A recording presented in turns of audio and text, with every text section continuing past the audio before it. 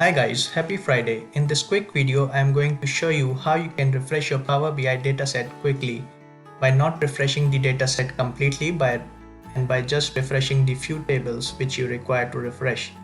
So you can go to that table name, just right click on that table and click on refresh data. But what about if you want to select few more tables to refresh? Suppose if you want to select 3 tables out of 20 tables. Now you have to go to the model view. Select all those tables by pressing the control key.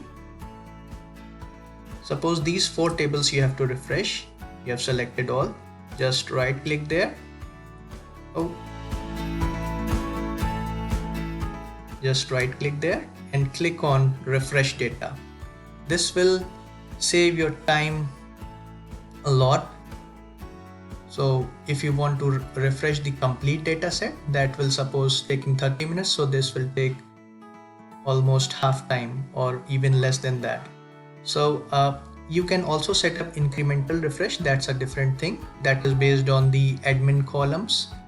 So suppose a row created date or row modified date, on those columns you can put the incremental refresh. So hope this technique will save you a lot of time and make your work more efficient. Thank you and see ya.